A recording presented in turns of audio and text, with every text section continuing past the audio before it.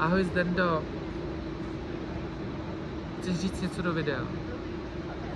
Ne. My jsme teď jsme skončili u instalace od jedné australské umělkyně, která vlastně jako instalovala takového nafukovacího muže. Ten je asi 12 metrů vysoký, 13 metrů široký, my vám to ukážeme na konci. A on znázorňuje to, že vlastně bychom se měli zamyslet nad filozofií a měli bychom si jako někdy občas, jako třeba když takhle přemýšlíme, tak si říct, jako jak bude vypadat naše budoucnost. Jo. A mě by se to zajímalo, když tady jsme před tady tou krásnou sochou. Jo, a ještě jedna věc je ta, že by měla znázorňovat to, že by si člověk měl zastavit před nějakým, jako když zažívá nějaký burácení, nebo jak by to nazval. Když někdo zažívá. No, to už zažívám právě teď to burácení. Ne, ty to zažíváš teď docela. A mám tlak 108/66. Ukaž. To se kecáš ty. 108/66. 180/66. 108/66. 108/66. No tak asi na jednu 180/120. No, a máme dneska 18,2 km. No ale řekni mi. A 1000 kalorií a 27 000 kroků. Řekni mi, jak filozoficky nastavit parametry naší nervové soustavy, aby jsme si uvědomovali všechno, co se v tom našem životě děje. To ne, na to jsem unavený. No ale teď nám to tady ta situace jako napovídá. Jít pěšky na podkoj. Jako jít pěšky na Zigzo, byl teda pěkně debilní nápad. Protože mě to tak rozpumpovalo, že můj dopamin normálně střílel snad na 300%. Jo. A možná proto jsi unavený. Ano, přesně tak. Ale řekni mi, jak je možný, že se nám to takhle krásně povedlo všechno. Kdo umí, ten umí. No a řekni mi, jak bude vypadat naše budoucnost. Krásně. Nejenže naše, ale všech ostatních. Já nevím, asi dobře. Máme si všichni dobře, krásně, budeme dělat, co chceme.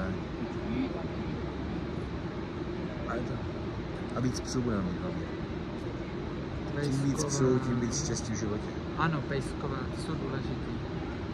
Já bych nezapomněl, tak já vám teda ukážu tu sochu. Je právě tady. Jo, je to takovejhle přemýšlející pán nad filozofií a životem samotným. A my jsme právě tady skončili letošní 20. ročník berlínského Light Festivalu. Ano, Tady s děkujeme. mistrem Zámečníkem, který chtěl jít na Zigl, ale bohužel mu to nevyšlo. No. Ani... Nevadí, budu příští rok na A příští rok bychom vás chtěli pozvat jednak na Love Parade 2025 a druhá tady na ten festival, protože to fakt stojí za to. Co Zdendo? Ano, souhlasím a těším se na příští ročník a už se připravím na takovou akci. Jakože půjdeme ještě do KitKatu, jo? Přesně tak. No ale chtěli jsme se úplně jako vůbec nevíme, jak přemýšlet nad tím, že kdybychom ještě chtěli pokračovat, že máme docela hodně energie, je 11:30.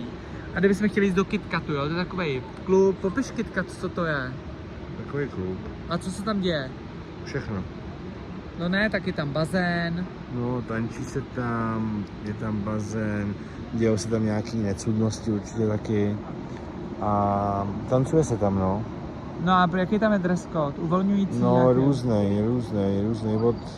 Od nějakého jako kůže, latexu, nahotinek, no prostě všechno, co kdo chce. No, trošku uchylný to musí být. Takže No příští rok. No a co kdybych třeba tady z toho úboru jako ustřihnul, já nevím, nohavice? No, se má jít tak na lyžařského instruktora. No a tak to není úchylný. Ne, nemáš lyže. Nepustí mě tam, jo? Ne. Lyže, ale sníh můžu sehnat. Nějaký. Prosím. No a těšíme se příští rok na vás, že se k nám přidáte a teď se loučíme, nashledanou. Jo, vlastně my jsme vás chtěli pozvat, že jo, tohleto video už jako dáváme na YouTube, což je jasný. A příští rok bychom vás chtěli pozvat na Love Parade a tady na ten Light Festival. To jsou dva dny v Berlíně. a opravdu to bude stát za to, protože my dva vám budeme dělat co? Průvodce. Ano, budeme vám dělat průvodce, takže se loučíme. S Bohem. Čau.